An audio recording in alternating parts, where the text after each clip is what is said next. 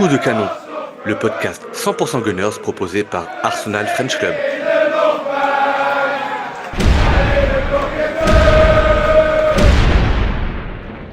Hello Gunners et bienvenue dans Coup de canon pour un nouvel épisode, un épisode un petit peu spécial, un épisode qu'on a souhaité dédié à nos abonnés et à nos auditeurs, un épisode FAQ. Alors, très simplement, le but de cet épisode était de vous donner la possibilité de poser toutes les questions qui vous passaient par la tête et entendez dans mon toutes les questions un tout en majuscule qui clignote en gras surligné. Il n'y avait aucun sujet tabou. Vous avez été relativement gentillé, je trouve, sur vos questions. Donc, de vous laisser la parole sur tous les sujets que vous souhaitiez aborder. Et on va tenter, avec mes invités du jour, d'y répondre. Pour m'accompagner ce soir, j'ai le plaisir de retrouver le président, bien entendu. On s'est dit, s'il y a des questions sur les associations, des choses comme ça, autant avoir le président avec nous. Corentin, bonsoir. Salut Raoul, salut Louis, salut tout le monde.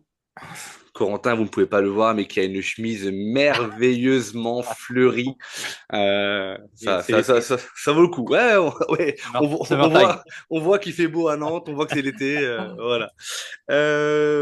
Pour m'accompagner également, celui qui n'arrivera jamais à sauter de son balcon du rez-de-chaussée, ou en tout cas qui n'arrivera jamais à se faire mal, Louis. Salut Louis. Salut Raoul, salut tout le monde. Ah oui, j'ai parlé du saut du balcon, j'aurais pu dire celui qui a mis un zéro à Rice. Tu vois, mais je l'ai pas dit. Ouais, Tu vois, je c'est. me doutais, je me disais aussi, ça fait longtemps que tu n'avais pas placé, donc tu m'en voudras à vie pour celui-là. Je m'en Tu me lâcheras rappellerai toute jamais, ma vie, je crois. tout T'en à fait. Tu vouloir, me non, lâcheras quand même jamais. pas, mais ouais, je pense que je m'en rappellerai. Messieurs, donc je l'ai dit en introduction, un petit épisode spécial FAQ, la foire aux questions des abonnés et des auditeurs. On a eu un certain nombre de questions sur des sujets divers et variés, et on va tenter d'y répondre de façon collégiale et toujours dans la bonne humeur, bien entendu. Alors, François sur Instagram, je crois que ça a été la question la plus pertinente, nous demande, pardon, que devient Meshad? Eh oui, on avait laissé Meshad dans un road trip en Asie depuis le mois de février. On pourrait se demander quel était son tableau de chasse au niveau des Ladyboys. Est-ce qu'il est encore en vie? Est-ce qu'il est revenu? Eh ben, la petite surprise du soir, mesdames et messieurs, c'est qu'on va pouvoir poser la question directement aux concernés puisque Meshad nous fait l'honneur de revenir sur Coup de canon. Salut Meshad! C'était si attendu, tout le monde l'attendait, je le sais. Donc voilà, je suis de retour. Est-ce qu'on m'entend? Est-ce Oui, qu'on oui, on m'entend t'entend déjà? très bien, mais ce qui est cool, c'est que ta première Bon. intervention, elle a un son complètement éclaté. C'est nickel. Eh ben, c'est top. On change pas une équipe qui gagne, hein, dis donc. Si, des fois, il faut changer. Mais je parle pas du podcast, je parle d'Arsenal. Du coup, Méchad, j'espère que tu vas bien, mais tu vas pouvoir nous en dire un peu plus puisque François nous demande de tes nouvelles. Donc, comment vas-tu? Où en es-tu de ce road trip, etc., etc. Déjà. Ben, ça y est, je suis de retour, hein. 4 mois loin de tout ça. Et je suis de retour avec une connexion toujours aussi bonne. Ça fait plaisir. Mais du coup, je suis obligé de rapprocher ma tête de mon écran comme ça se voit pas en podcast, mais c'est fabuleux à voir entre nous. Mais non, non, tout va bien. C'était top. Ladyboy extraordinaire, vraiment, on peut le dire ça aussi. Bon. C'est à s'y méprendre, vraiment. Et d'ailleurs, je m'y suis mépris. Non, je plaisante. Non, non, non, très, très sympa. Et malgré la distance et le décalage horaire, on a quand même suivi les matchs d'Arsenal. J'ai quand même écouté les podcasts. Mais bon, c'est vrai qu'il manquait quelqu'un. Et Un neuf, je dirais pas qui, mais il manquait quelqu'un. ouais, un attaquant, quoi. Voilà, oui, bien sûr. Puisque tu es parti au Non, mais ça moment fera où plusieurs efforts. tu es parti au moment où on a perdu tout le monde, où tout le monde s'est blessé, tu es Oui, parti, voilà, tu as senti le truc. Oh, exactement. Déjà, j'étais au bout du rouleau avec tous les présents. Alors, avec les absents, je peux dire que c'était long. donc du coup de retour en pleine forme. Exactement. Bon, et comment ça se vit une fin de saison d'Arsenal et surtout l'épopée en Ligue des Champions, très loin de la maison. Comment? Pardon? Comment se vit l'épopée d'Arsenal, notamment en Ligue des Champions, quand on est loin de la maison et qu'on est un petit peu en road trip et qu'en plus de ça, il y a un décalage horaire assez important? Bah, c'était dommage de pas le vivre avec vous, notamment, mais au-delà de ça, moi, j'ai pas très bien vécu cette saison d'Arsenal, pour être très honnête. De toute façon, je l'avais dit dès le début. Et l'épopée en Ligue des Champions n'a pas sauvé ni changé la vie que j'ai sur cette saison. D'ailleurs, c'est dommage, j'ai pas pu faire le bilan parce que sinon, je pense que j'aurais été euh, très critique. Mais si, ça faisait quand même plaisir de mettre une tôle au Real Madrid. On dit jamais non à ça, hein, en réalité. C'est pas faux. Et toi, en tant que finalement parisien, finalement, tu as une sorte de réjouissance quand même avec la victoire de Paris? Ou pas du Non, tout? je m'en tape. Oh, c'est merveilleux. Parfait. Alors, bah, bienvenue mes chats, et puis on va pouvoir continuer sur des thèmes un peu plus profonds quand même, dirons-nous. Ouais. Alors, messieurs, pour la préparation de cet épisode, j'ai essayé de regrouper un petit peu par thème les différentes questions de nos abonnés et de nos auditeurs. Et le vrai premier thème de la soirée va concerner principalement la défense et plus précisément le poste de latéral gauche. Alors, on a eu quatre questions différentes sur le sujet. On va essayer d'avancer petit à petit. Trafalgar 80 sur X nous pose trois questions que je vous propose de lire à la suite et puis on va essayer de structurer nos réponses. Alors, tout d'abord, il nous demande pourquoi pas un retour de Timber à gauche. Ensuite, MLS peut-il jouer en 6? Pour finir avec Trafalgar 80, Calafiori peut-il jouer en défenseur central ou en 6? Et un autre abonné, 768 Ayoub, nous demande qui, entre Calafiori et MLS, serait le titulaire au poste de latéral gauche pour la saison prochaine, selon nous. Messieurs, commençons par le commencement et parlons d'un éventuel retour de Timber à gauche, sachant que si on retrace l'historique, Timber a été recruté pour Hmm. jouer latéral gauche il y a donc la saison 2023-2024 avant de se péter. Moi, j'ai envie de demander à Trafalgar 80 juste pourquoi? Pourquoi cette question-là? Parce qu'il est très performant à droite et que à gauche, on a quand même un Lewis Kelly qui a fait le job. Mais je vous propose, messieurs, de répondre à cette question. Allez, Louis, je te propose de commencer. Alors Timber à gauche. Alors Timber à gauche, on l'a déjà vu forcément évoluer, notamment cette saison et le début de la saison dernière. Logiquement, dans notre schéma tactique, le latéral gauche, c'est le latéral qui est censé rentrer à l'intérieur du jeu pour amener un peu le surnombre au milieu de terrain. On a vu un Timber qui était bon, plutôt à l'aise, hein, en latéral gauche. Il a pas fait des mauvais matchs ou il n'est pas passé à travers de beaucoup de matchs. Du moins, j'ai plus de matchs en tête. Mais bah, tu l'as déjà dit un peu, Raoul, à gauche, on va avoir du coup MLS, on va avoir Calafiori en théorie.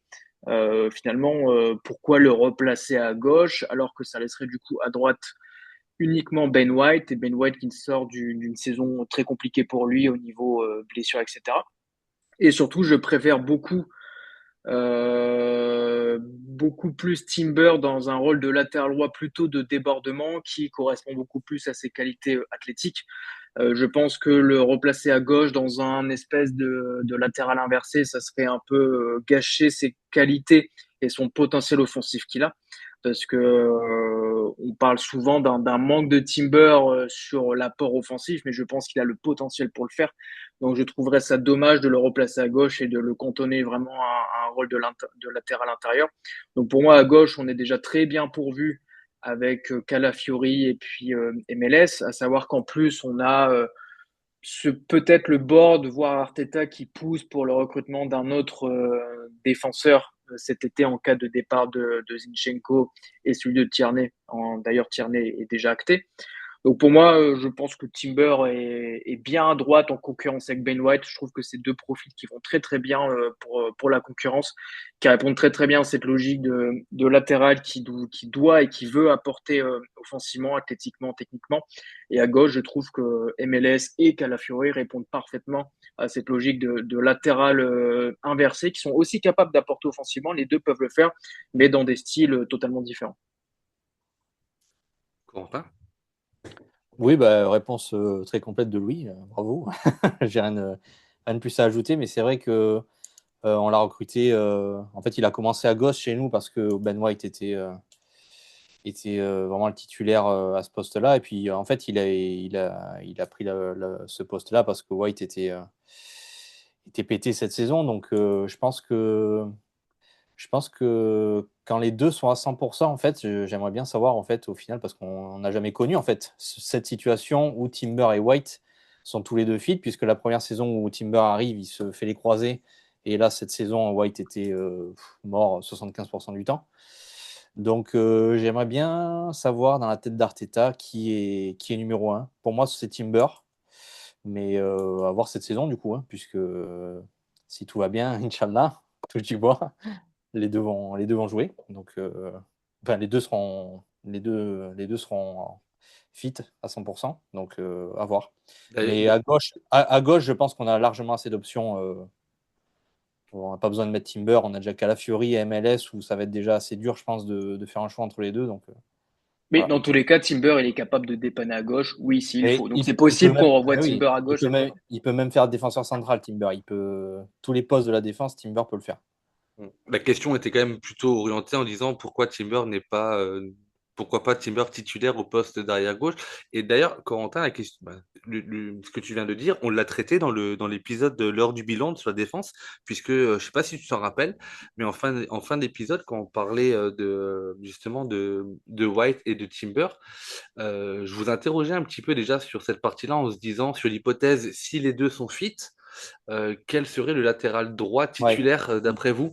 Parce Mm. qu'effectivement, c'est une question que j'espère en tout cas qu'on sera amené à se poser, puisque cela signifierait que les deux sont fit et à 100% au même moment. Meshad, tu en penses quoi de cette possibilité de mettre Timber côté gauche? Ben, aucun intérêt, en vrai. Ok.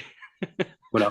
Non, non, mais en fait, le truc, c'est qu'il faut faire jouer les joueurs à leur meilleur poste. Et à gauche, Timber, c'est pas là où il excelle. Enfin, c'est pas là où il excelle. Il est capable de dépanner, c'est ce qu'on a dit. Et dans le cadre d'une rotation ou d'un manque de possibilités, évidemment, qui peut faire l'affaire à gauche.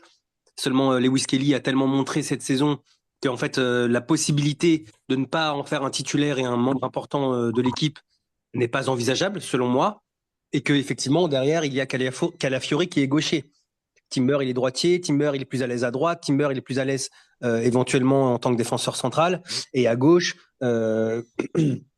c'est pas là où il a été le meilleur. Donc à partir de là, évidemment que l'intérêt de faire de Timber un titulaire indiscutable à gauche, je vois pas trop l'intérêt pour être très honnête.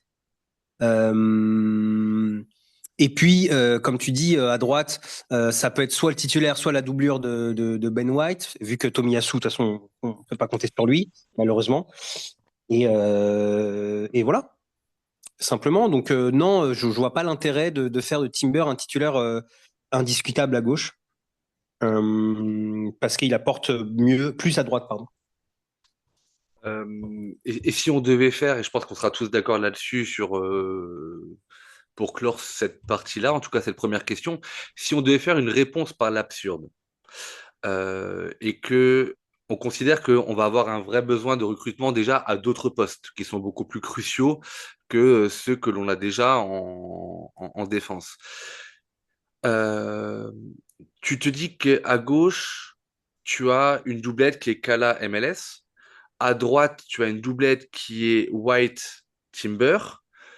Sachant que à gauche, si Kala et MLS devaient se péter, être suspendus, blessés ou quoi que ce soit, tu as encore Kivior, qui pour l'instant est encore dans l'effectif, qui est capable de faire l'intérim de façon plutôt pas mal, en termes d'intérim, bien entendu, pas en termes de titulaire, sur le côté gauche. Mettre Timber comme un latéral gauche et le faire rentrer dans une rotation en concurrence avec MLS et Kala voudrait dire que tu laisses seul sur le côté droit Ben White.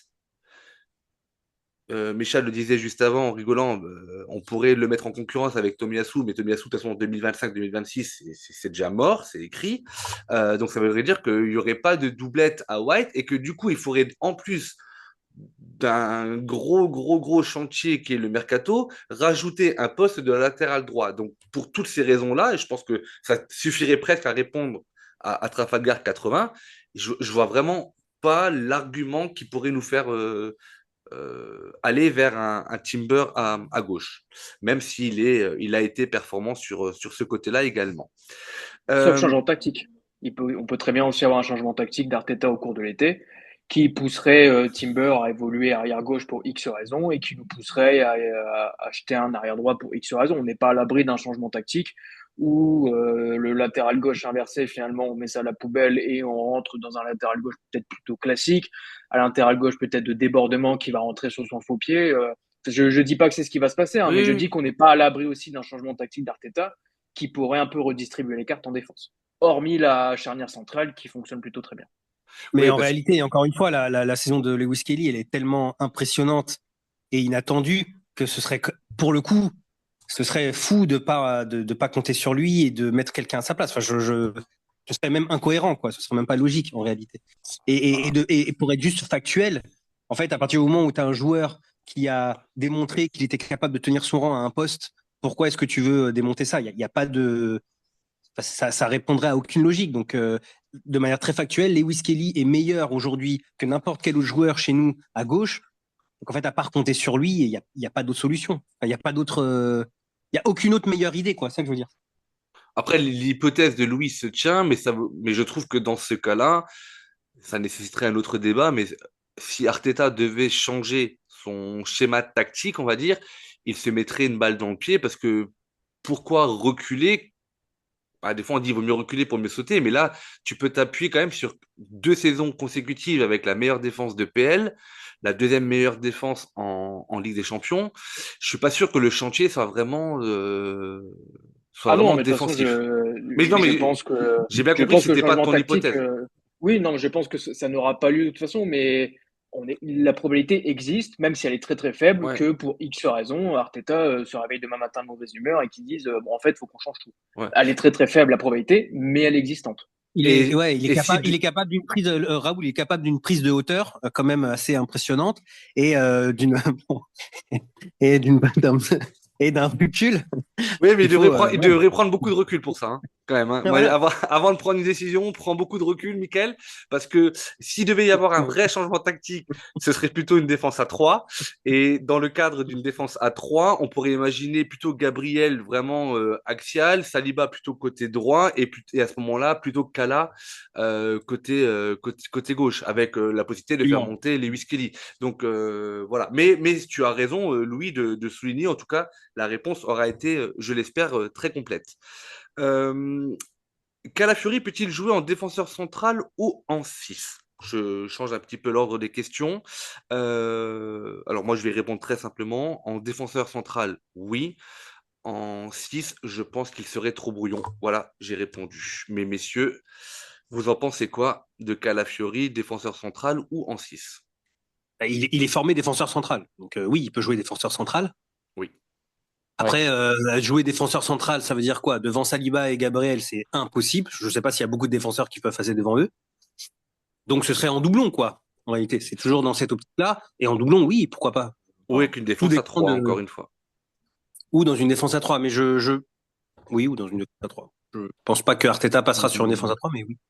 Il joue à la place de Saliba quand Saliba se blesse en fin de saison, en défense centrale. Ouais, bon, parce qu'on n'a plus Calafiori. personne non plus. Mais voilà. Et Parce en que dépannage, ça peut le faire, mais sinon en titulaire, c'est très peu probable, quoi. Et au poste de milieu de terrain défensif, Bah, Corentin, pour compléter? pareil. Ouais. Il y a pas d'intérêt à le mettre là, quoi. Faut mettre défenseur central ou arrière gauche, quoi. On est bien Sauf, d'accord. sauf dans un gros match où tu vois, tu as besoin de bétonner, tu as besoin de vraiment, tu sais, de bétonner ton milieu ou de renforcer ta défense et tu joues un peu comme ça se faisait à une époque, tu vois, de mettre des défenseurs centraux milieu défensif, mais effectivement, sur la durée en tout cas, sur plusieurs matchs consécutifs, non, il a pas la technique ni la vision du jeu, je pense, pour jouer à ce poste-là. Je pense pas non plus. Louis? Non, oui, de mon côté, je pense aussi que il y aurait pas trop d'intérêt à avoir un Calafiori en numéro 6, surtout qu'on se dirige avec le profil de Zubimendi, pardon, vers un numéro 6 qui est plutôt un meneur de jeu reculé, on va dire entre guillemets, un joueur capable de distribuer le jeu, de casser des lignes par la passe, etc. Et nous, on a plus eu un Calafiori qui est capable de casser des lignes par la course, par la verticalité, notamment sur un côté.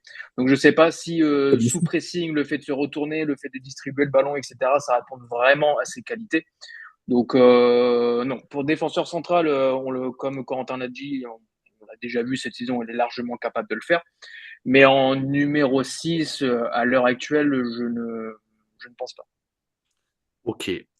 Pour finir sur la partie latérale gauche, avant d'arriver sur la partie 6 de nouveau, attardons-nous rapidement sur la question de 768 Ayoub, qui nous demande, d'après nous, quel sera le titulaire au poste de latéral gauche entre Calafiori et MLS. Alors, c'est pas forcément une prédiction que je vous demande, mais c'est plutôt une sensibilité, à savoir si vous étiez à la place de Mikel Arteta, d'après vous, euh,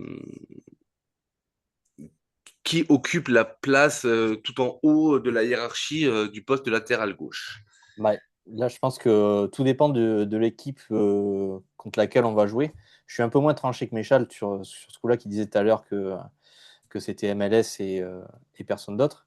Parce que je pense que Calafiori peut apporter une dimension beaucoup plus offensive à ce poste de latéral gauche que MLS, qui est vraiment beaucoup dans l'axe du terrain quand en fait, il est en latéral intérieur, où en fait, il revient beaucoup dans l'axe. Par contre, défensivement, dans les duels, là, il a beaucoup d'avance sur Calafiori. Mais en ce qui concerne l'apport offensif, je pense que Calafiori peut apporter beaucoup de choses. On l'a vu en son entrée contre Paris, elle a été très intéressante. Normalement, il ne fait pas ce dé pour Saka, mais voilà, je ne refais pas l'action. Mais voilà, je pense que Calafiori peut apporter quelque chose de vraiment intéressant offensivement. Et pour moi, ça peut se jouer en fait selon le type d'adversaire qu'on va affronter. Voilà. Moi, je change d'avis, je pense que Timber à gauche, c'est ce que je dis. Louis? Non, non, oui. Non, de mon côté, j'attends juste de voir si Calafiori va être capable d'enchaîner pour savoir un peu qui est vraiment capable, enfin qui a l'ascendant. Pour le moment, je dirais avantage à forcément Lewis Kelly de par ce qu'il a démontré. Il a su saisir sa chance, il a montré qu'il était tout à fait apte et le niveau pour jouer à gauche. Après, je rejoins Corentin sur le type de profil que Calafiori a. C'est vrai que sur le peu de matchs, on va dire, entre guillemets, comparé à Calafiori, il avait une sorte de chaos dans son jeu qui nous faisait peut-être un peu penser aussi au Arsenal version 2022-2023. On voit enfin, on voit un Calafiori des fois qui fait des courses, mais on se dit mais qu'est-ce qu'il fait? Des fois il reçoit des ballons, on tremble un peu parce qu'il y a une prise de risque, mais c'est toujours assumé, c'est toujours assuré. Mais pour le moment, le gros point d'interrogation, c'est sa faculté à enchaîner les matchs. Et pour le moment, à titre personnel, je pense que je n'ai pas assez vu de Calafiori pour me dire oui, ok, MLS est devant ou Calafiori a les capacités pour être titulaire. Pour le moment, je dis avantage MLS, mais j'attends de voir vraiment un Calafiori capable d'enchaîner pour voir vraiment ce qu'il a dans le ventre. Absolument d'accord, moi, avec Louis. En fait, la dernière grosse saison de Calafiori, finalement, c'était il y a 2 ans, quoi. Moi, je sais comment est-ce que tu veux qu'on juge sa saison à Calafiori? Il revenait un match, il se blessait pour 6 semaines, il revenait 2 matchs, il se reblessait pour 3 mois. Je veux dire, ça, c'est, en tout cas, à date, c'est pas un joueur sur lequel on peut compter. Et son recrutement, c'est un recrutement raté. Donc après, si on arrive à avoir des médecins qui arrivent à le remettre en forme pour qu'il puisse enchaîner, ok. Mais en fait, c'est le genre de joueur dont tu sais qu'il est capable de se péter du jour au lendemain sans raison apparente, tu vois, comme ça s'est passé cette saison. Donc en fait, l'avantage, il est à Lewis Kelly, d'autant plus qu'encore une fois, Lewis Kelly, au vu de son âge et de ce qu'il a montré, il a quand même pas beaucoup déçu. Moi, je trouve que ce serait dur de lui couper l'herbe sous le pied après ce qu'il a démontré, quoi. Puis c'était tellement frais. Je comprends ce que vous dites sur Calafiori, mais ce qu'apportait, moi, j'ai pas trouvé que ce qu'apportait Lewis Kelly était inférieur à ce que apportait Calafiori sur le plan offensif. Enfin, je me rappelle de matchs de Lewis Kelly, notamment contre Monaco, notamment contre City, qui étaient des matchs exceptionnels pour un gamin de son âge, quoi. Donc, non, moi, pour moi, il y a pas de débat pour le coup. Je pense que très factuellement, ouais, parce que pour répondre à ce genre de questions-là, alors on peut faire des hypothèses, les deux sont fit, etc. Mais je pense que si on tient compte des éléments de l'année dernière, je pense que Lewis Kelly a pris une longueur d'avance et que pour moi, Lewis Kelly doit être le titulaire au poste d'arrière gauche.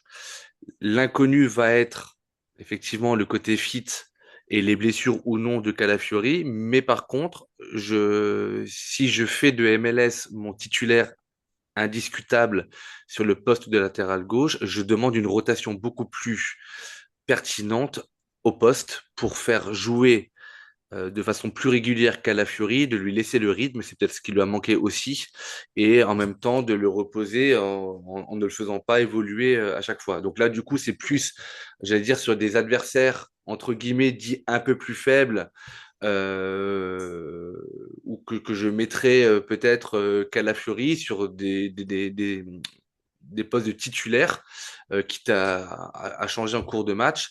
Mais pour moi, Lewis Kelly est le titulaire indiscutable à ce poste-là.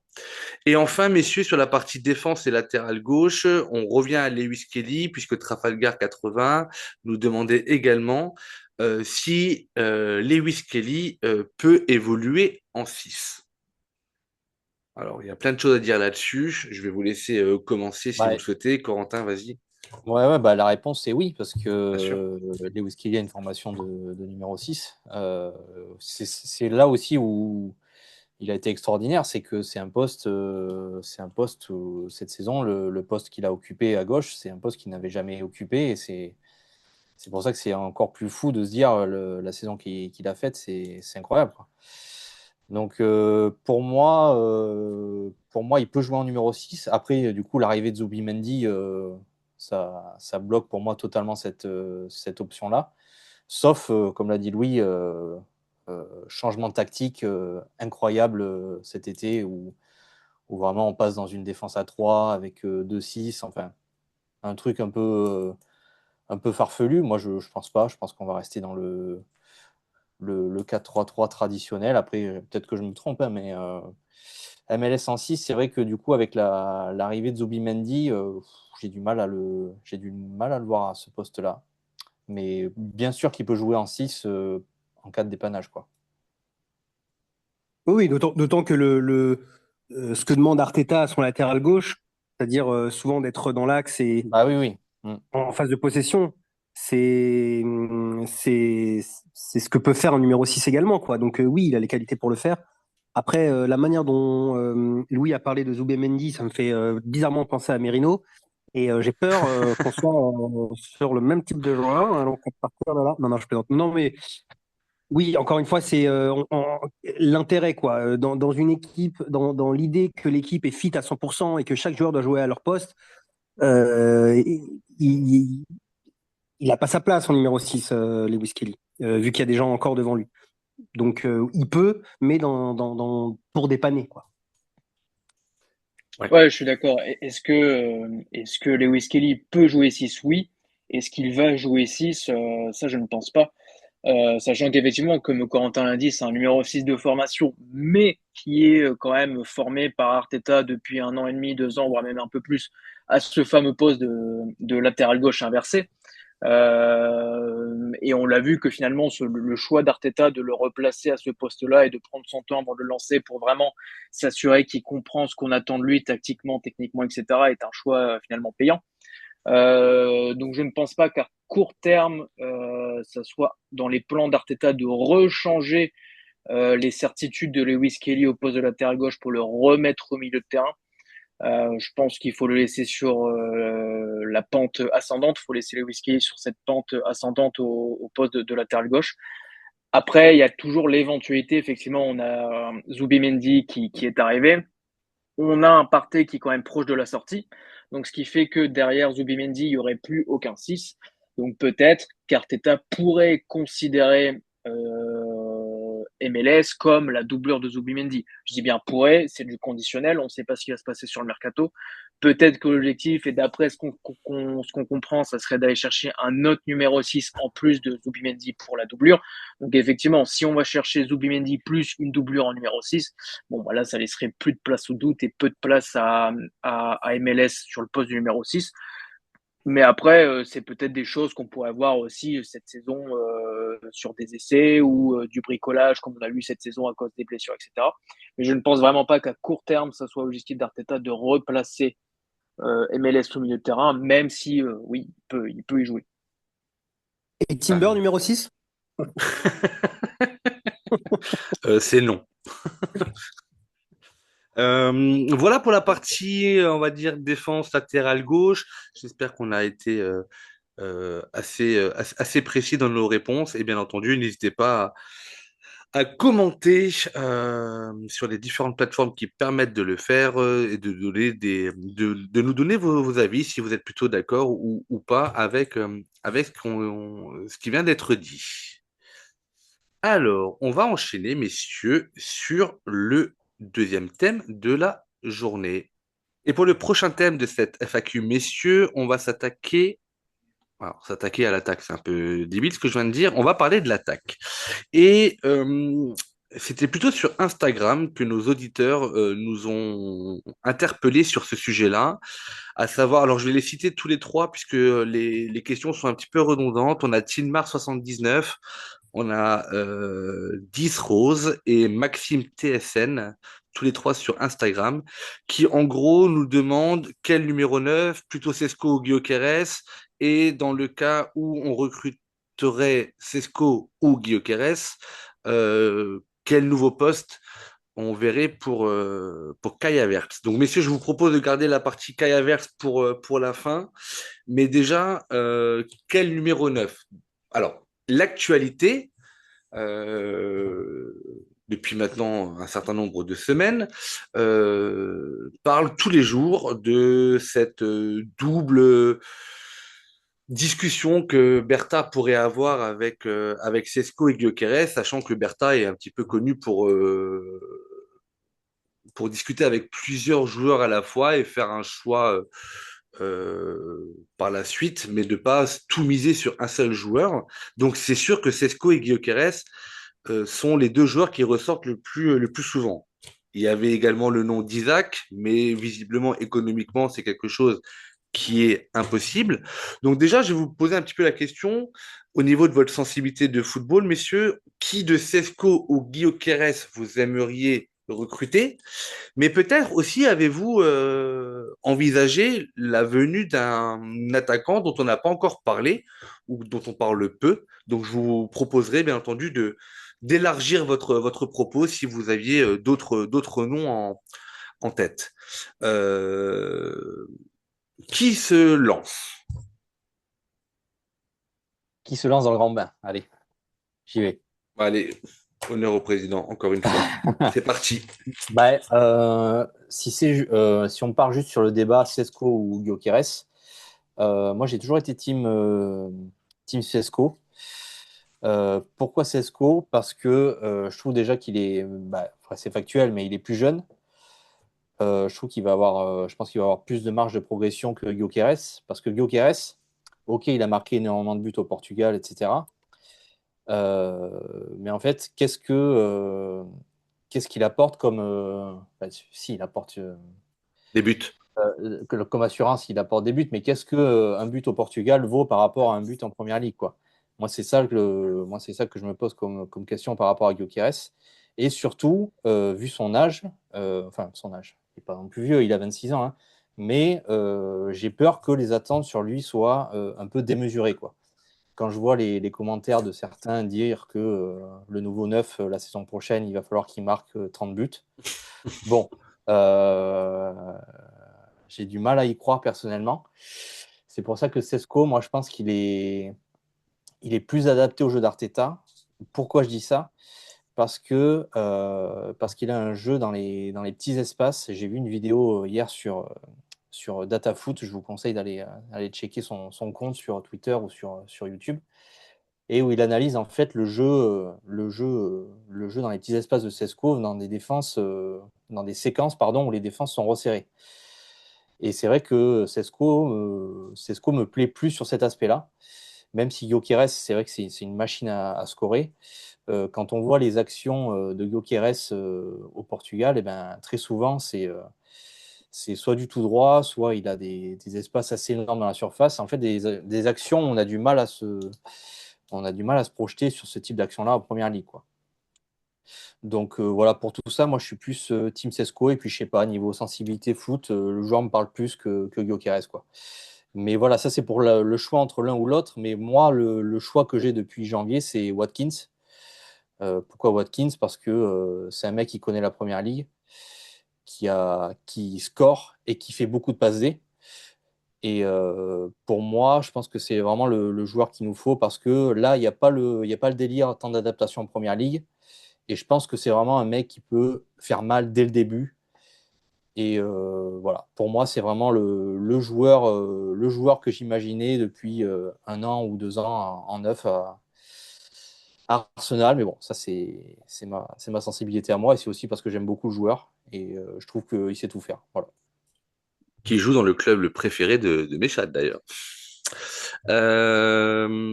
Mais après, Watkins, rappelons-le, 29 ans. Alors, plus abordable budgétairement, très clairement. Mais déjà Mais 29 ans. c'est pas si pas cher en fait, Watkins, hein, parce que il a failli venir cet hiver et justement, c'était trop cher pour nous.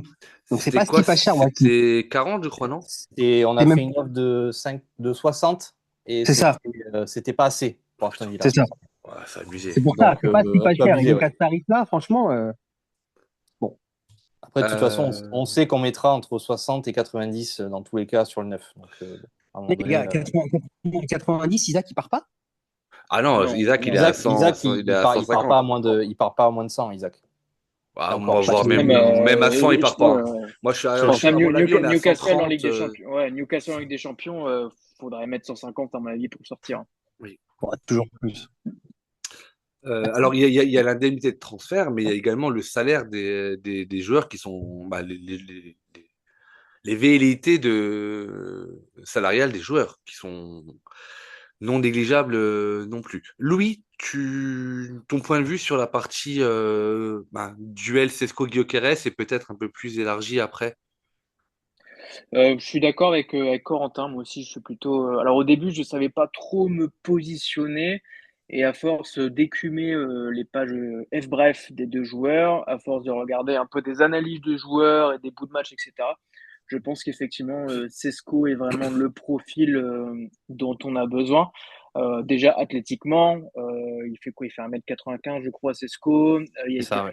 Il a été flashé à 36 km/h Bundesliga. Donc je trouve qu'un mec qui fait 1,95 m et qui court à 36 km/h, je trouve ça très effrayant personnellement. Techniquement, je pense aussi que c'est un super joueur. C'est un super joueur aussi dans la surface de réparation. Il y a une qualité de frappe de balle qui est quand même assez impressionnante.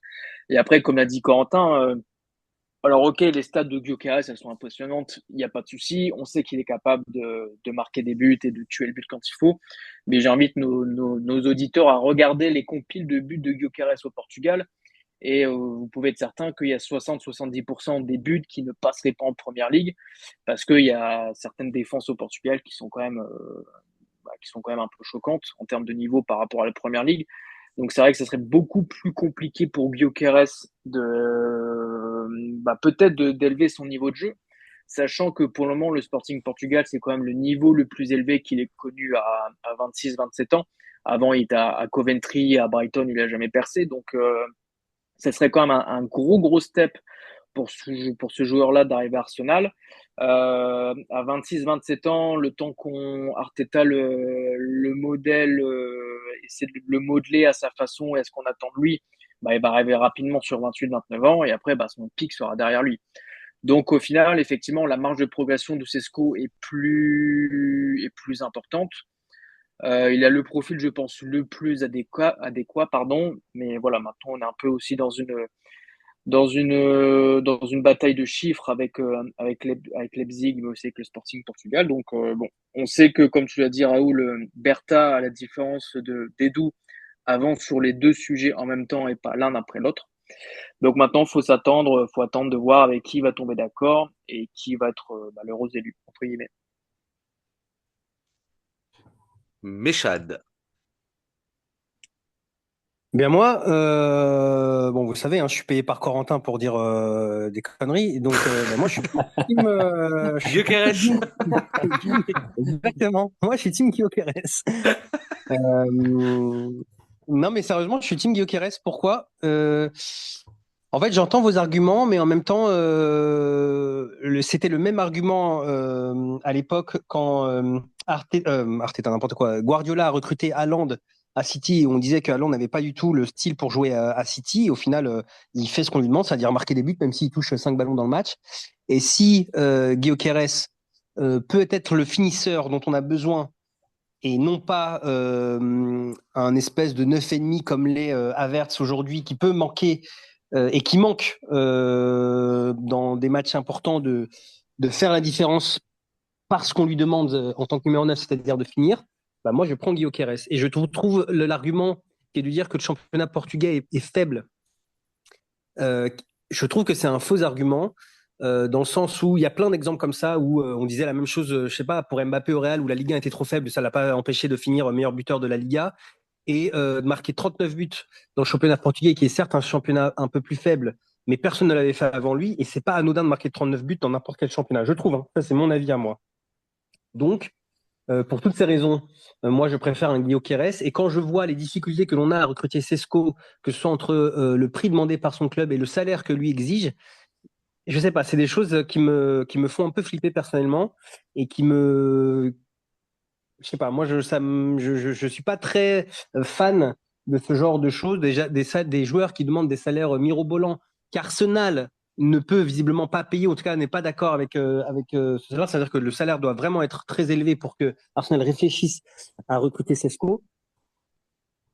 Bon, voilà.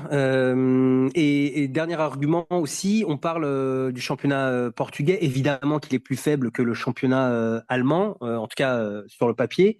Mais à chaque fois, on se rend compte, cette année c'est pas le cas, mais à chaque fois on se rend compte que quand même que les équipes portugaises au niveau européen arrivent quand même à chaque fois à faire des choses. Déjà c'est la première chose. Et la deuxième chose, je sais pas si vous avez entendu, je crois que c'était Matistel qui était sur RMC là et qui disait que il avait vu une différence de ouf entre le niveau de la Bundesliga et de la Première Ligue et que je pense de toutes les manières que n'importe quel championnat comparé à la Première Ligue, bah, il y a un écart qui est très Ouais. important. Matistel a dit que c'était grandement, enfin, c'était beaucoup plus difficile la première ligue que le championnat allemand. Donc, l'effort de la part de Guillaume Pérez, que ce soit Guillaume Pérez, Sesco ou n'importe quel joueur, l'effort, il doit être important, quoi. Je sais pas si c'est très clair ce que j'ai dit, mais moi, Oui, oui. j'ai aujourd'hui pour Arsenal, en fait, c'est deux choses. Moi, je veux de la certitude, premièrement, surtout à ce poste-là. Et ça fait longtemps qu'on n'a pas recruté des joueurs dont on est sûr de la qualité et sûr de leur impact au sein de l'équipe. C'est la première chose. Et la C'est il y a deuxième deux chose, c'est ans. finisseur. Moi, je veux un finisseur en numéro 9. Je veux un mec qui finisse des actions parce qu'on a suffisamment de joueurs créatifs autour de ce numéro 9-là pour faire la différence. Et moi, j'attends du 9 qu'il finisse les actions, tout simplement. Euh, Ça fait pas si longtemps que ça, Méchan, hein, qu'on a pas, quand tu dis on n'a pas acheté, qu'on a acheté un joueur où on avait des certitudes, c'était Declan Rice, hein, 120 millions. On les a mis et on avait quand même Oui, mais énormément c'est un sorti. joueur défensif. C'est un joueur défensif. Oui, mais on a mis les moyens et aujourd'hui, force est de constater qu'il a répondu largement à nos attentes. C'est un joueur Louis, défensif. oui, Louis, au moment de lui donner la parole à Mécha, je me suis rendu compte que je t'ai pas demandé quelle était peut-être toi la troisième option que tu envisagerais d'un côté, bah, je sais pas. Moi, on s'en fiche. Moi, on s'en fiche. Moi, y a Bah pas non, mais de... je reviens à Louis pour pas qu'il se Non, sente mais lésé Carole. et après je reviens vers toi, Non, mais Méchad. super. Franchement, Merci de ne pas me léser, Raoul, dans ce cas-là.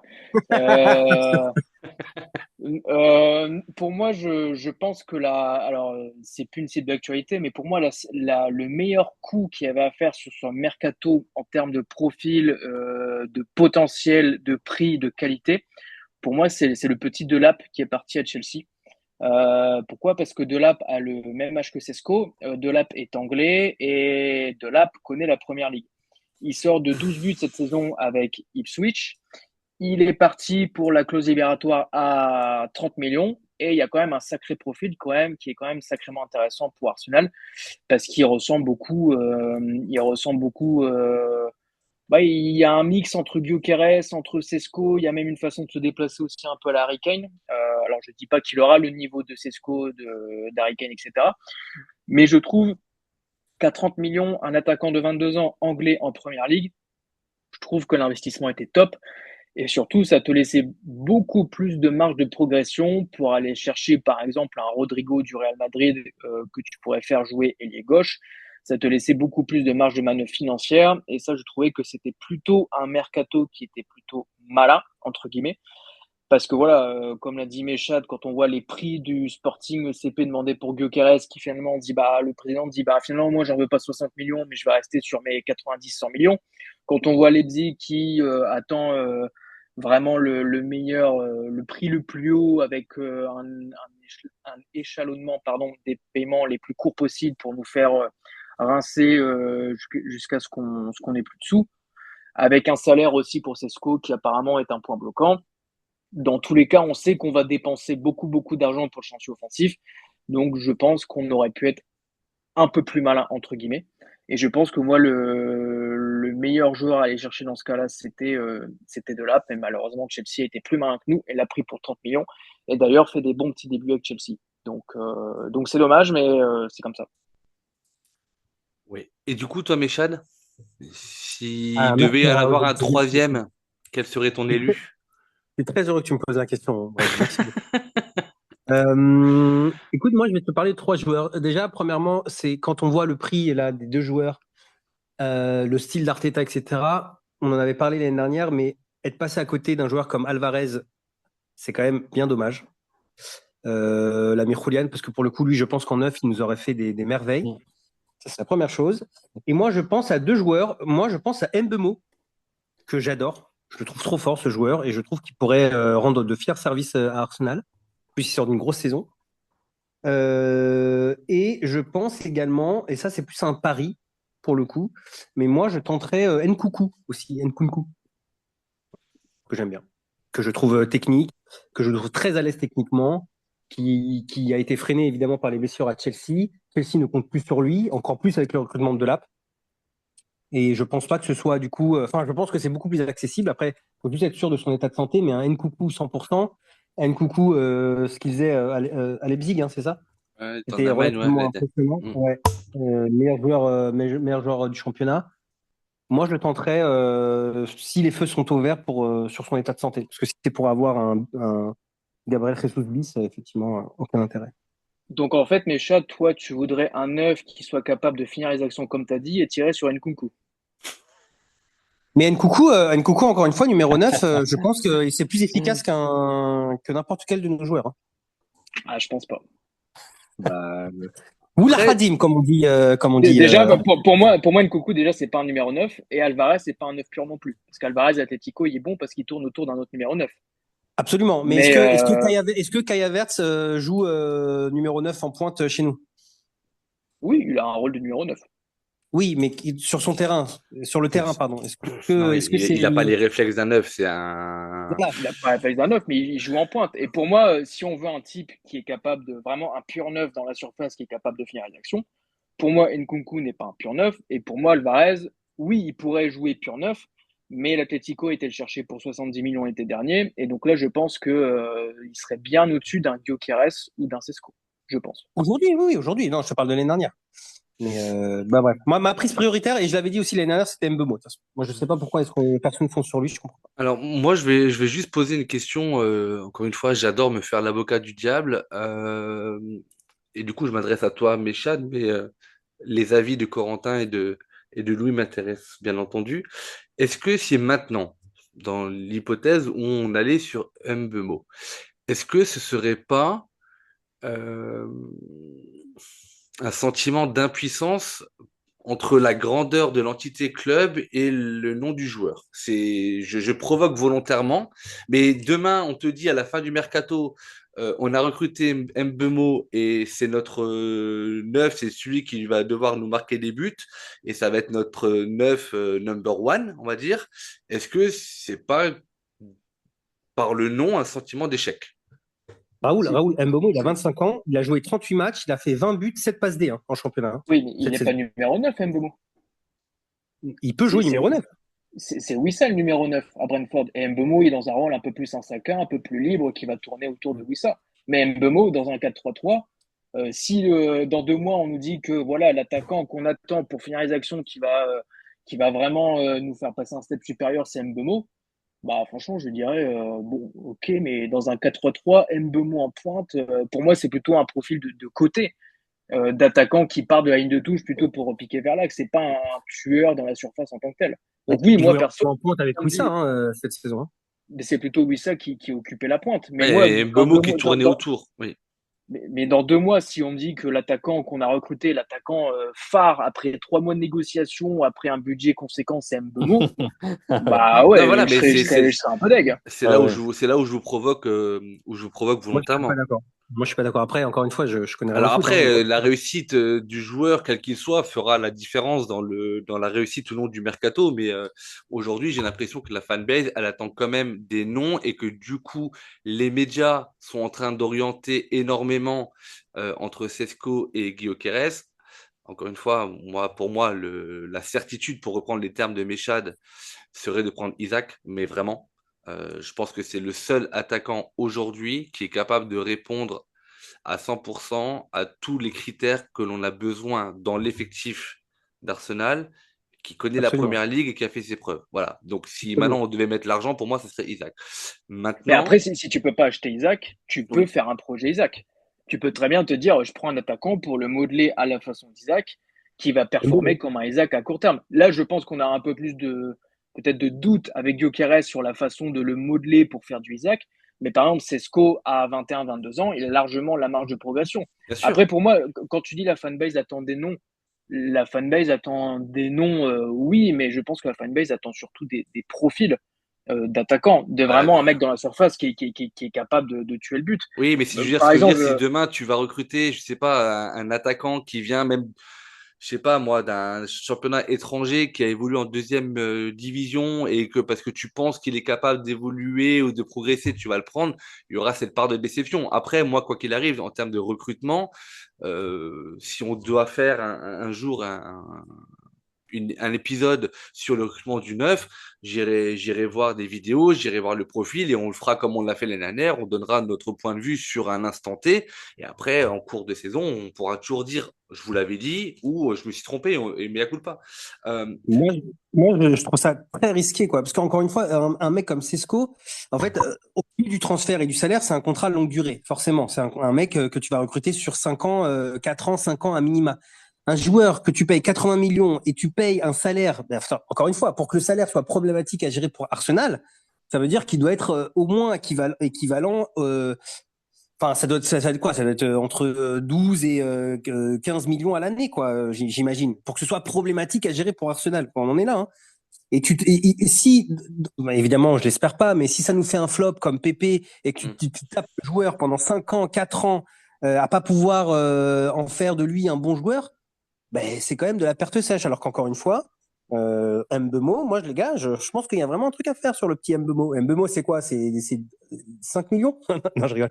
Non, mais Mbeumo, c'est un joueur qui prend pareil, je pense, c'est aux alentours des 30 millions. 40 millions peut-être grand max, et c'est un mec qui est capable d'apporter beaucoup de choses. Et à chaque fois qu'on joue contre son équipe, à chaque fois, il nous casse la tête, ce joueur. C'est quand même, moi, je sais pas, il me saoule, il m'a traumatisé, ce Là, mec. c'est une orientation dans le recrutement à prendre, à savoir est-ce que l'on gère un ratio risque potentiel et risque financier ou investissement, ou est-ce on sort le carnet de chèques et on met beaucoup? Pour répondre sur la question, parce que vous ne me l'avez pas demandé, mais vous savez que même quand on ne me le demande pas, moi je donne toujours mon avis, pour répondre sur le débat Cesco-Gyökeres, euh, moi j'irai sur Cesco, mais tout simplement pour des raisons de progression et d'âge, même si Gyökeres n'a que 27 ans. Et je reviens à ce que tu dis, Louis, c'est-à-dire c'est de créer le projet Isaac, c'est-à-dire qu'à 22 ans, tu es capable de modeler et de former encore un jeune où Gyökeres à 27 ans, à mon avis, sa marge de progression va être un peu plus réduite. Donc, sur ce seul fait, moi, j'irais plutôt sur Sesco. Sur l'autre côté, puisque Mécha, tu t'es permis de parler de la saison dernière, parce que moi, très honnêtement, tu m'enlèves Sesco, Gyökeres et tu me dis Isaac, c'est pas possible. En fait, moi, je vous sors aucun nom. Je vous le dis franchement, je vous sors aucun nom à l'instant T. Par contre, je vais redire ce que j'avais dit l'année dernière et où tout le monde s'est moqué de moi et on va se remoquer de moi, mais c'est pas grave, je tends le bâton, je tends l'arbre pour me faire battre, si vous voulez.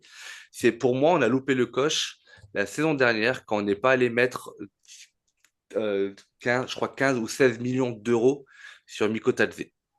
Je vous le dis franchement. Mais vous pouvez rigoler. Tu Vous me pouvez ressens rigoler. encore le Mikotadze. Bah ouais, mais je vous le ressors. Ça va être, tu verras que ça C'est sera pas possible. tu verras que ça sera l'attaquant numéro un de Lyon cette année après le départ de Lacazette. Il était clairement bloqué par Lacazette pour des raisons, je suis même pas sûr tellement sportives, mais d'institution, de ce que représente Lacazette et de leadership qu'il pouvait avoir dans l'équipe. Mais si vous regardez un petit peu les matchs d'Europa League ou les matchs de Première Ligue de Ligue 1, pardon, de temps en temps. Mikotadze, il a la rapidité, il a la technique, il a le côté. C'est aussi un Géorgien, il se bat sur tous les ballons. Et je pense que ça aurait. Je dis pas que ça aurait pu être un crack, mais je dis juste que si on était allé sur lui l'année dernière pour ce montant-là, tu prenais aucun risque. Il était doublure de Lacazette cette année, il aurait très bien pu être doublure d'Havertz et de Gabriel cette saison. Il n'aurait rien dit. Il aurait franchi un step en termes d'évolution sportive après être passé par le FCMS, sachant que quand tu es au FCMS, passer un palier complémentaire, ça reste quand même très compliqué. Faut se le dire quand même.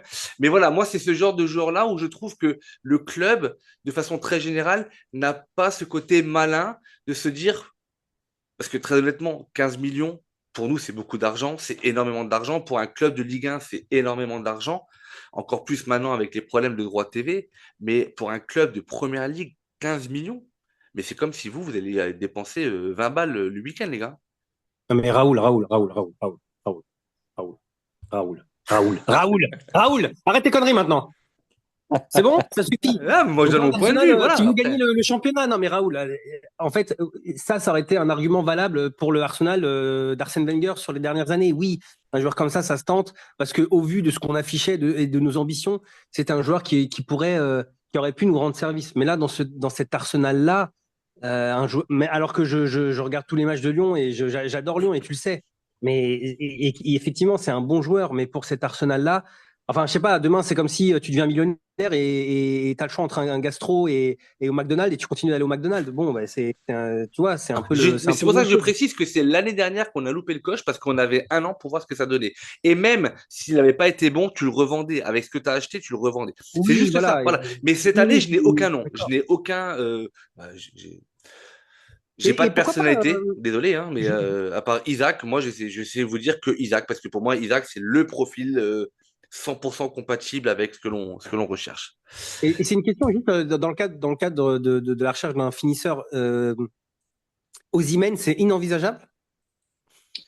C'est inenvisageable parce que dis-toi bien que Osimhen est carrément prêt à rejeter un salaire d'Arabie Saoudite pour pas signer là-bas. Enfin, pour pas signer là-bas entre guillemets, c'est-à-dire qu'il demande beaucoup plus d'argent que ce qu'un club d'Arabie Saoudite lui propose. Et tu connais la puissance financière des clubs d'Arabie Saoudite. Je pense que si il est capable de rejeter une offre financière d'un club d'Arabie Saoudite, je pense qu'on n'arrivera pas à aller le chercher. Donc, il préfère quoi, être en réserve au Napoli? On va forcément faire quelque chose de ce joueur. Je pense que soit il va rester à Galatasaray parce que je crois qu'ils sont vraiment prêts à faire des folies, soit il va faire monter les enchères du côté de l'Arabie Saoudite et peut-être qu'il signera là-bas pour le plus gros chèque possible. Mais je pense Ok. que Osimhen, il est beaucoup plus drivé par l'argent que Sesco ou un Gyökeres. Et je pense que cette mentalité-là, côté Arteta, ça peut Oui, être ça passe pas. compliqué.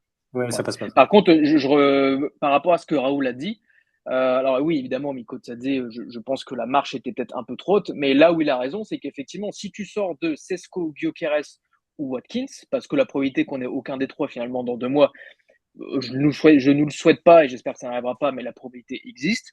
Et Mbeumo, techniquement, t'as oublié Mbeumo. et Mbeumo, si tu veux, Ah, il l'a pas oublié, il a et pas même, voulu.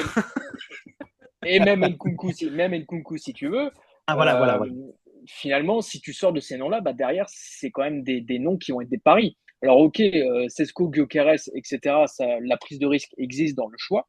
Ça va être risqué, mais tous les transferts sont risqués. Mais derrière, ça va être vraiment des paris et ça va être beaucoup plus risqué que des noms comme Sesco, Gyökeres ou même Watkins, etc. Parce que dans le terme pari, enfin, moi, je pense aussi, par exemple, qu'un Gonzalo Ramos du côté du PSG, je pense que Luis Enrique n'en a pas tiré le meilleur de ce joueur-là, alors qu'il Oui, était très bon, justement, au Portugal. c'est vrai. Dans sa philosophie, Luis Enrique ne veut pas jouer avec un numéro 9 justement, qui est excellent dans sa surface. Il préfère jouer avec des joueurs qui sont très polyvalents et très verticaux. Et je pense que moi, un Gonzalo Ramos, on aurait la possibilité de le chercher pour pas trop cher parce qu'il est à la cape du côté de Paris Saint-Germain. Et je trouve qu'il a un profil qui colle à ce qu'on pourrait rechercher. Mais encore une fois, ça serait un pari qui serait énorme. Hmm. Moi, j'y Oui, crois oui, pas trop. je comprends. Et pour moi, Mais Osimhen, moi, c'est un grand nom. Mais voilà. Mais, mais- pardon, Méchal, tu voulais rajouter quelque chose? non, je voulais juste dire que ce soit pour Gonzalo Ramos ou pour éventuellement, enfin, les éventuelles pioches. En fait, pareil, c'est un argument que j'ai depuis un petit moment.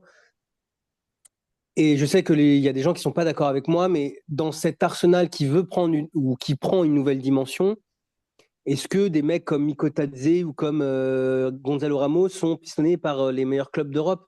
Non, à partir du moment où c'est pas le cas, je vois pas pourquoi est-ce que pour Arsenal ça devrait l'être, tu vois. Enfin, il faut aussi accepter encore une fois la dimension dans laquelle on est et des recrutements malins parce que des joueurs ont un gros potentiel, oui, mais dans une certaine mesure pour nous qui avons besoin de joueurs titulaires phares, quoi. On a besoin Je, de joueurs de qualité. je l'entends, Michel, et c'est vraiment pour ça que j'ai dit que le coche a été loupé au mercato dernier. Oui, non, Parce que j'entends. à ce prix-là, vraiment, tu avais un an pour voir, quoi. Et je pense qu'on aurait pu être agréablement surpris. Mais voilà, c'est comme ça. Messieurs, Cesco, Gyökeres, un autre, Watkins, qui vous voulez, on ne sait pas trop. Mais dans Un le peu bon. cas où on recrute un neuf, je ne vais pas dire d'exception, mais un neuf, ce que je vais appeler titulaire, vous allez comprendre. C'est-à-dire qu'on ne va pas chercher, si on met 80 millions, c'est pas pour que le mec il soit la doublure d'Avertz. On est bien d'accord. C'est dans cette optique-là que je vous demande d'être très ouverts, messieurs. Dans le cadre, on recrute un attaquant titulaire. La question de Maxime sur Instagram, quel nouveau poste pour Avertz? Comment vous voyez Avertz dans ce nouvel arsenal avec Sesko ou Gyökeres? Comment vous... Est-ce que pour vous, Avertz a encore sa place dans le 11 d'Arteta ou dans l'effectif? Franchement, je pense que c'est trop tôt de le dire, hein. Je pense on peut en débattre pendant des heures. En fait, je pense que la meilleure position d'Havertz, c'est entre la position où il a commencé en 8 et entre le 9 où il est actuellement. C'est vraiment une espèce de 9,5 Hmm. où en fait, c'est pas lui forcément qui va être tout devant à la finition. Je pense qu'il est meilleur en fait quand il tourne autour de quelqu'un. Mais le truc, c'est que comment Dans tu un, le fais ça? dans un 4-4-2, Tactiquement, dans un 4-4-2, c'est la seule ouais, possibilité. mais du Dans coup, un 4-3-3, c'est impossible. Ou alors, qu'est-ce que tu ou- fais avec ton milieu, du coup, parce que si tu recrutes Zubimendi, tu es obligé de mettre Rice de garde, tu peux pas les enlever, tu vois, du 11. Donc, c'est qu'est-ce ça. que tu fais tactiquement, quoi? Je suis entièrement d'accord Sachant avec on toi. va recruter un mec à gauche en plus. Donc, tu vois, il y a tellement de trucs tactiques qui peuvent être faits que, franchement, j'arrive pas à me projeter sur Havertz, quel va être son rôle l'année prochaine, quoi. C'est compliqué, je trouve. Et on en parle encore une fois dans l'heure du bilan sur la partie attaquant. Je sais pas si tu t'en rappelles, Tout Corentin, à fait. ou, Écoutez, les bilans, c'est important. ouais, C'est pour la France qu'on a fait ça. ils sont pas longs, hein, vraiment. Ils sont absolument pas longs Franchement, en une matinée, c'est réglé. Je sais pas pourquoi vous. pour un épisode, ouais. Louis, Mais, l'avenir de Kai Havertz, tu le vois comment? je pense que l'avenir de Kai Havertz à court terme, ça sera de toute façon attaquant de pointe, puisque Raoul t'a posé la question concernant qu'est-ce que va devenir d'Havertz en cas de recrutement d'un numéro 9 titulaire. Mais moi, je ne pense pas qu'on va recruter un numéro 9 titulaire. Je pense qu'on va recruter un numéro 9 pas, qui est pas forcément la possibilité d'être titulaire à court terme. Je pense qu'on va recruter un numéro 9 qui a la possibilité de concurrencer Kai Havertz. Et après, bah, en fonction de la concurrence, ça sera soit Havertz, soit Sesko, soit Gyökeres qui jouera, peu importe. Mais pour moi, il y a pas la hiérarchie de le 9 qui arrive cet été, c'est forcément les titulaires. Qu'importe le prix. Alors oui, voilà, forcément, il va y avoir l'argument, si on met 60, 70, Moi, 80 tu mets millions sur un numéro 90 9. millions sur Cesco et que tu le mets sur le banc, j'ai un problème. Hein. Ouais, mais il va y avoir la période d'adaptation, il va y avoir la période d'intégration. Il faut Mmh. qu'il comprenne ce qu'on attend de lui, il faut qu'il comprenne ce qu'il doit apporter dans le jeu. Parce que aujourd'hui, si on regarde ce que Havertz nous a apporté en tant que numéro 9, ses stats, elles sont quand même très très loin d'être dégueulasses. Il fait quand même une très bonne saison, Havertz. Bien Et sûr. comme Corentin l'a dit, effectivement, son poste, c'est plutôt un 9,5, 10,5 hybride qui tourne autour d'un autre attaquant. Ça va être compliqué, oui, effectivement, parce que on l'a recruté pour ça. Hein. Pourtant, de base, il a commencé à Arsenal en étant milieu offensif slash 9,5, ou dans la surface de réparation, il était très proche de l'attaquant de pointe. Mais à ce temps-là, on n'avait pas encore fait le replacement tactique de Rice en numéro 8. Donc effectivement, à l'heure actuelle, je ne drop pas Rice pour remettre Havertz au milieu de terrain. Je pense que ça serait flinguer le peu de certitude qu'on a eu cette saison. Ouais. Donc, je verrai pas faire ce changement-là, pardon. Mais voilà, à court terme, pour moi, l'attaquant sera Rice. Le temps que notre numéro 9 Havertz. s'intègre, s'adapte, Averse, pardon. Le temps que notre numéro 9 qui va arriver s'intègre, s'adapte. Et après, à long terme, bah, ça sera la concurrence. Peut-être aussi que le recrutement d'un numéro 9, ça va pousser aussi Averse encore plus à élever son niveau de jeu. Et au final, après, bah, ce sera la meilleure des situations pour nous. C'est-à-dire qu'on aura deux top numéro 9 Mmh. en concurrence. Et ça, je pense que c'est ce qui est recherché par le board et par Arteta. Mais à court terme, je pense que le numéro 9 sera Havertz. Ok. Merci pour cette précision, Louis. Mechad, Havertz, on en fait quoi dans le cas où on recrute un vrai numéro 9 à Arsenal cette saison? Je crois que la question, c'est dans quel club il doit aller. Non, non, Oh, ça non, non, dégage. non. Non, non, Non, ça non, il dégage. sort. Ça Il retourne en sort. Asie. Ça retourne en Il Asie. sort, mais Allez. il sort, mais Chad. Je Attends, suis payé, Mechad, Corentin, arrête de faire semblant. Tu m'as payé avant ce Mechad, débat. là, t'as pas pris d'auteur, t'as pas pris de recul, t'as rien fait du tout, là. Là, Non, non, mais je dis ça. Bon, hormis ce que je pense de lui, c'est juste effectivement pour en faire quoi. Moi, il m'a tellement traumatisé au poste de numéro 8 que je pense que c'est pas envisageable de le mettre à ce niveau-là. Et vu le milieu de terrain que l'on aura avec Zubimendi, bah, pardon, mais il n'a pas sa place ni à la place d'Odegaard, ni à la place de Rice, ni à la place de Zubimendi. Alors peut-être à gauche, pourquoi pas, je sais pas. hmm, Mais non, non. mais j'essaie de voilà, je dis ça, je prends un peu la question par l'absurde parce que en réalité, là où il a été le meilleur, c'est effectivement dans ce poste de 9, 9 et demi, on sait pas trop, mais en tout cas dans cette position axiale à la pointe de l'attaque. Et je suis un peu d'accord avec Raoul. Si on prend un joueur à 80, 90 millions d'euros, je le vois mal sur le banc, en tout cas sur le banc pendant une durée indéterminée. Alors après, il y a aussi une autre manière de voir la chose, c'est que avec l'enchaînement des matchs et tous les matchs que l'on a à faire sur une saison, est-ce qu'il y a vraiment maintenant des titulaires dans une équipe? Est-ce que tous ne sont pas titulaires parce que tous capables de jouer des matchs à haute intensité et fréquemment? Je pense que c'est plus comme ça qu'il faut l'envisager et considérer qu'aujourd'hui, un joueur qui fait 40, 50 matchs dans une saison, c'est plus possible parce que les calendriers ne le permettent plus. Et qu'en fait, il faut accepter que dans une saison, un joueur joue peut-être 10, 15 matchs en moins, ce qui peut, premièrement, assurer un état physique et éviter les blessures. Et deuxièmement, peut-être assurer un niveau de performance un peu plus élevé parce que plus concentré et plus capable d'enchaîner les matchs. Voilà. Mais s'il faut un titulaire indiscutable, dans l'organisation d'Arteta, je ne vois pas comment est-ce qu'on peut faire jouer Havertz, effectivement. Ça va dépendre de la recrue et de ses performances. Mais je pense que la réponse, elle est peut-être là. Elle est aussi à Arteta de créer une inclusion de tous les joueurs et de créer vraiment cette rotation où il n'y